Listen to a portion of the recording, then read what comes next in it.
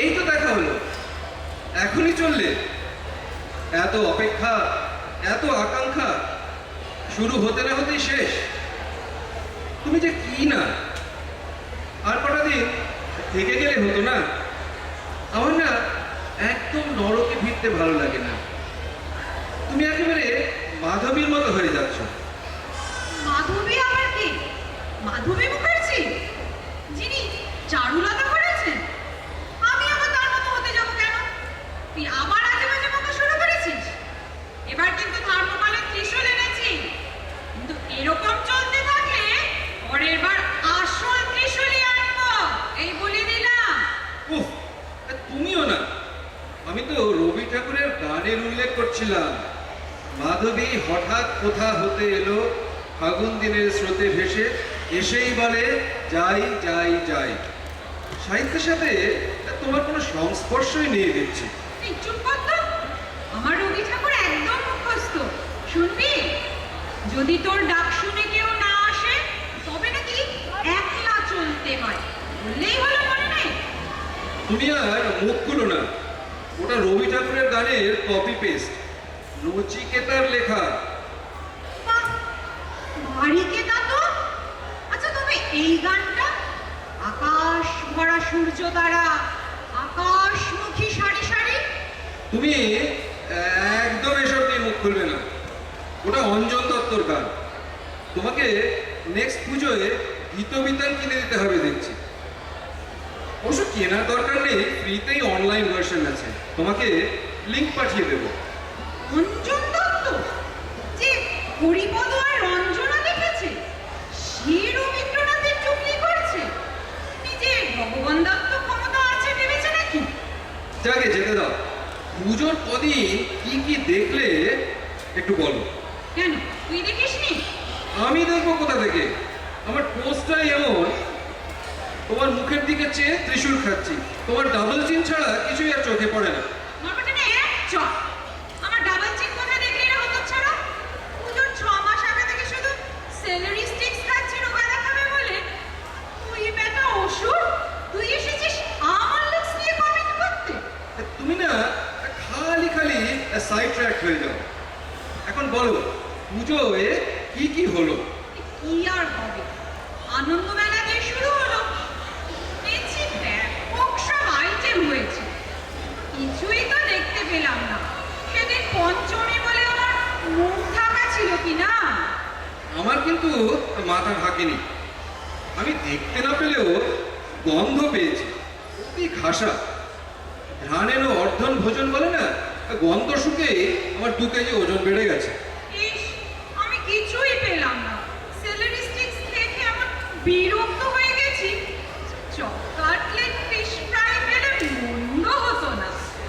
আমার ডাইগ্রেস্ট হলো না। তারপর কি হলো? তারপর দিন ছিল ষষ্ঠী, সেদিন আমার বোধন হলো।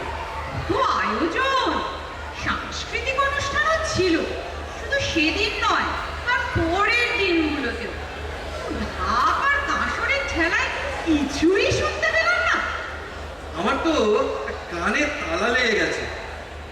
মর্তের লোকজন এত ঢাক পেটায় কেন বলো তো?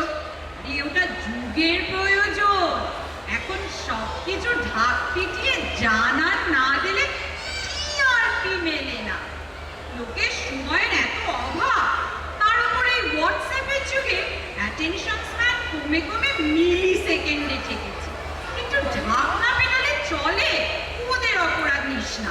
তুমি তো কারোরই অপরাধ নাও না, এক আমার ছাড়া। আর সবার জন্য অন্নপূর্ণা, আর আমার জন্য বন্দুক হাতে লারা ক্রফট টুম রেডার। এই ওরকম বলিস না। দেখ না, অ্যাঞ্জেলিনা জোলিরও কি দুঃখ, বিয়েটা ভেঙে যাচ্ছে। তুই বরং গুড বয় হওয়ার চেষ্টা কর, দেখবি আমি আর বেশি পানিশমেন্ট নেব না। তোকে পুজোর পরের দিনগুলোর কথা বলি বড়। বলো বলো, সপ্তমী টু নবমী কি হলো? কোনো বৈচিত্র্য নেই জানিস। সেই ধূপ ধুনো ঢাক কাসর ভোগের খিচুড়ি গান বাজনা আর বাচ্চাদের হুটোপাটি পুরুত মশাই স্মরণের তম্বকে গৌরী, সবাই এটা দারুণ এনজয় করে দেখি। সাথে পেট পুজো তো আছেই। আমারও ভালোই লাগে, খালি একটা ব্যাপারে একটু কমপ্লেক্স খেয়ে যাচ্ছে। তুমি খাচ্ছ কমপ্লেক্স? ये बात कुछ हजम नहीं हुई। কেন বলো তো? আরে বুঝলি না, আজকাল তো কেউ আর আমার দিকে তাকিয়ে প্রণাম বিশেষ করে না। হয়তো মণ্ডপে এসে ছোট্ট একটা প্রতীকী নমস্কার, ব্যাস। তারপরে আমার দিকে পিছন ফিরে সেলফি পর্ব। মহিলাদের হাল ফ্যাশনের ব্লাউজের কাটিং দেখে চমকে যাচ্ছি। ভাবছি কৈলাসের কোনো টেলার প্যাটার্ন বানাতে পারবে কিনা। লক্ষ্মী সরস্বতীও বায়না ধরেছে পরের বছর লেটেস্ট স্টাইলের ব্লাউজ পরবে। সে তুমি পেয়ে যাবে। আর লোকে তোমাকে পিছন দেখাচ্ছে সে নিয়ে চিন্তা করো না। পিরামিড, নায়াগ্রা ফলস সবারই এক অবস্থা। লোকে লুভরেতে গিয়ে মোনালিসাকে ব্যাকগ্রাউন্ডে রেখে সেলফি তুলছে। সুতরাং ভেবো না তোমার আর মোনাদির একই স্ট্রেচার। এই মোনাদি বলিস না তো, এই অজিতে মোনা ডার্লিং এর কথা মনে পড়ে যাচ্ছে। তুই কি না? আচ্ছা বলবো না। তা তোমার পুজোর গল্প কি শেষ? আরে রাত্রিরের ব্যাপারটা তো বলাই হলো না। তুই তো জানিসই পুজো মণ্ডপে এসি ছিল, কিন্তু তেলের এত দাম বলে গভীর রাতে এসিটা অফ করে দিত। কিন্তু আমার তো করতে এমন গরম লাগেনি, বরং দিনের বেলাতেই কেমন শীত শীত করতো। আফটার অল খালি গায়ে কত সহ্য করা যায়? তোর গরম লাগবে কেন? তুই তো পড়ে পড়ে ঘুমোতিস। তুই তো নরকবাসী, সর্বদাই গরম তেলের কড়াইতে ভাজছিস। কিন্তু আমরা কৈলাসের বাসিন্দা, আমাদের রাত 10টাতে 12টা বেজে যাচ্ছিল। তারপর ঠাকুর মশাই উপায় বাতলালেন। বাবা, ত্রিশূল দিয়ে মারলে তুমি, তারপর বলছো মরার মতো পড়ে পড়ে ঘুমাচ্ছিল। এ তো মরার উপর খাড়ার ঘা। তোমাকে আর বদলানো গেল না। তার চেয়ে ঠাকুর মশাই কি উপায় করলেন সেটাই বলো। আরে উনি করলেন কি, রোজ রাতে আমার আর ছেলে মেয়েদের মাথায় একটু নবরত্ন তেল ছিটিয়ে দিতেন। বেশ ঠান্ডা ঠান্ডা কুলকুল লাগতো, ঘুমও হতো বেড়ে। তাহলে তো ভালোই। তোমার মাথা ঠান্ডা থাকা খুব দরকার, অন্তত আমার সুরক্ষার কারণে। এই বাজে বকিস না তো। আর আজ সকালের কথা তো হলোই না। বরণ, মিষ্টি মুখ, কত কি। ও আর বলতে হবে না, ওতে আমিও সামিল ছিলাম কিনা। উফ, এই বৌদিদের ছবি তুলতে দাদারা এত সময় নিলেন, তাতে যা দেরি হলো না। তার উপর আসার আগে আমার বউ কত বারণ করেছিল মিষ্টি না খেতে। তা বরণে সব বারণ ইউজলেস। এবার নরকের ডাক্তারের ইনসুলিন ইনজেকশন নিতে হবে। আমি এবার ছুঁচকে খুব ভয় পাই। তুই কি রে, খাচ্ছিস ত্রিশূল আর ডরাচ্ছিস ছুঁচকে? তোর তো দেখি ফুলের ভাত মূর্ছা যাইতিস। আবার পিছনে লাগছো? যাও, আমি খেলছি না। সামনের বছর আর আসবো না। তুমি বকাসুরকে বুকে ত্রিশূল ঢুকিও।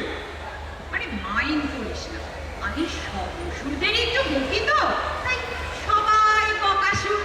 তোকে ছাড়া চলবে কেন? তুইও বাঙালির আরাধ্য। আমার পায়ে ফুল দিলে লোকে তোর মাথায়ও দুটো বেলপাতা দেয়। আর তোর আমার খিটিমিটি চলতেই থাকবে। এটাই তো পুজোর চার্ম। আবার আসিস কেমন? আচ্ছা আসবো। তুমি এবার রওনা দাও। অনেকদিন শিবুদা একা আছেন, তোমাকে ছাড়া উনি থাকতেই পারেন না। ওকে আমার প্রণাম দিও, ঠিক আছে? আর উনি যদি বাড়ি নোংরা করে রাখে, বেশি বকো না, বুঝলে? স্বামীরা ওরকমই হন। Thank you so much. সবাইকে শুভ বিজয়া।